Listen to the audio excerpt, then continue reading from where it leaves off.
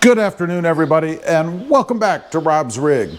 So I've been thinking, what's the best way to lift the Jeep Wrangler to avoid problems, right? How high should you go? Maybe what you should look out for, stuff like that.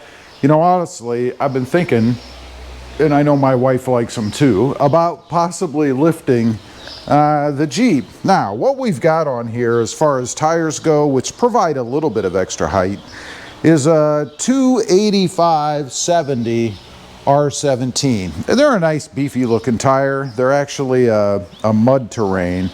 Way too much for what we need, too loud, too aggressive. So I do want to change those as well.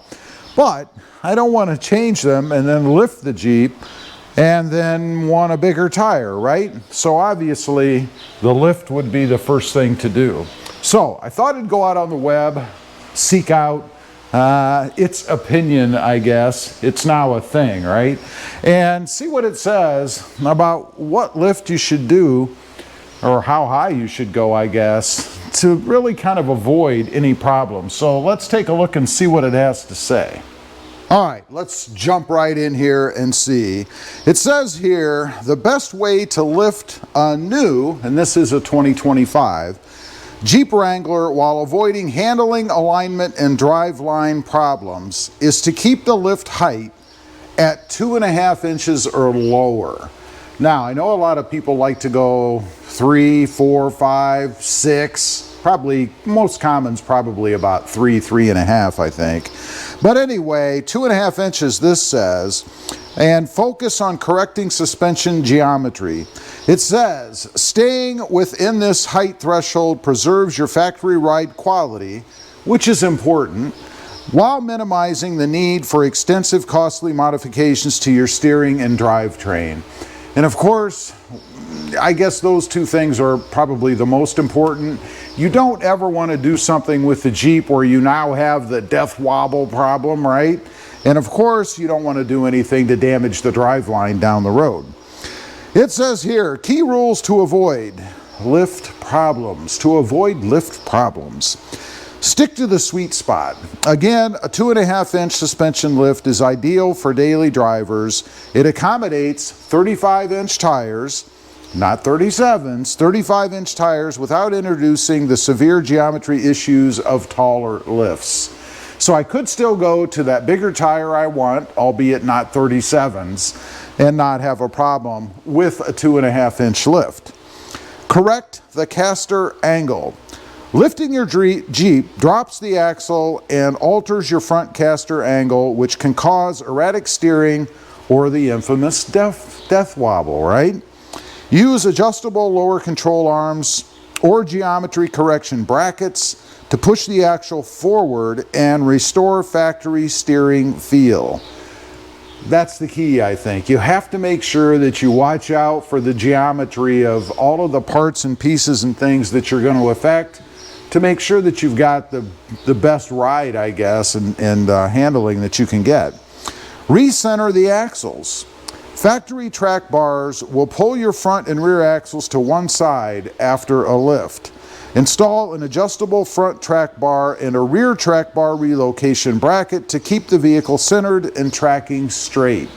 You know, and I often wonder, some of the shops that you might go to, do they do these things, or do they just put maybe even a block and spacer lift on it just to get it up in the air, and they don't do all these other things? Or maybe the owner kind of cheaps out a little bit, because obviously once you start adding hardware, you're going to start adding to the cost, but you're going to pay for it down the road. So I would think you'd want to do that from the beginning, right?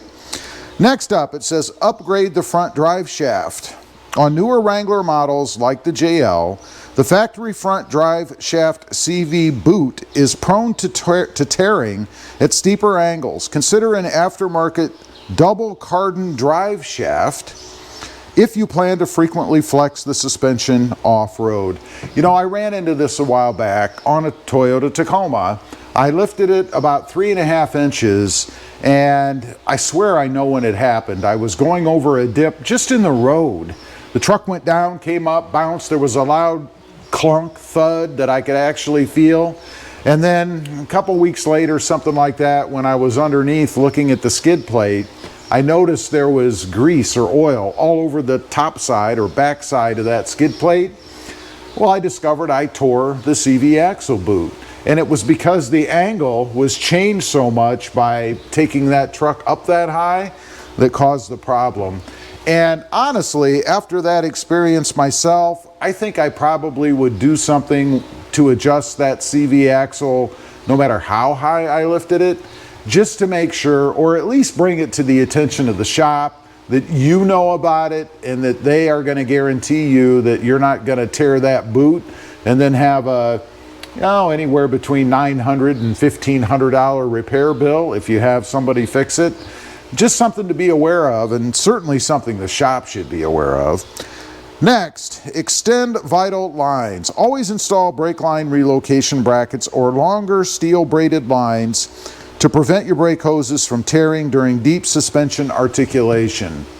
Last thing you want to have happen, right? You're out there, you're off-roading, you're articulating all over the place, and you rip a brake line. Hopefully you'll know about it before you get out on the road, heading back home or whatever. But very important to make sure you address that and make sure there's enough room. And I think that's what's important.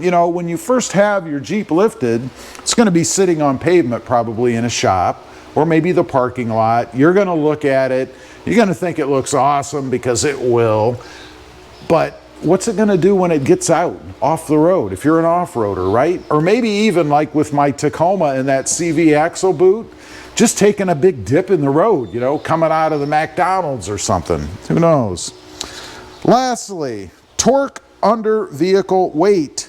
Never tighten your control arms or track bar bolts while the Jeep is hanging on jack stands. Put the tires back on and lower the vehicle to the ground so the suspension is compressed at its true ride height before torquing to specification. This prevents the rubber bushings from binding and wearing out prematurely. Yeah, this is pretty important. And I can see shops taking a shortcut to do this because let's face it, when the Jeep is up in the air and everything is accessible and you can reach it all, much easier to work on than crawling underneath when it's on the ground, right? So you want to make sure, and these are questions I think that you absolutely can go over. I would pull something like this up when you're talking to your shop about doing the lift, and I would run through these things with them. Make sure that they're aware that you're aware of some of the problems and things that can go wrong.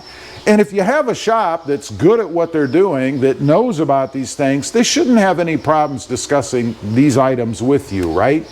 Matter of fact, I'd probably take it one step further. And again, if you have a good shop, they shouldn't hesitate to do this. And I'm talking about putting these things in writing, as kind of bullet points in the description field of what they're going to do with your Jeep, right? And they can certainly do that. Don't ever let a shop tell you that their computer program won't let them put bullet points in. And I'd take that even further. I'd say, all right, that's not a problem. I don't have a problem with you writing it on the invoice or the purchase order or whatever before I bring the Jeep in, and then initial it when you do it. That kind of makes them, I guess, accountable for what they're going to do with your Jeep. And again, I don't think that any reputable shop should be insulted or have a problem stating these things. And matter of fact, I would probably go somewhere else if you encounter a shop that gives you a lot of grief about putting these things in writing, because to me that means they don't want to commit. They probably don't do these things normally anyway, and they don't want to accept the liability. I mean, you should have a warranty for when you do these things at your shop anyway, right? I don't know. Anyway, those are just a few things, I guess, that you should look out for, or the best way that you can lift your Jeep Wrangler without having any issues. Leave a comment if you've lifted one yourself. Ever had any problems after the fact? And did your shop cover it? I'd be curious to know. Thanks for watching. Stay safe out there. Bye.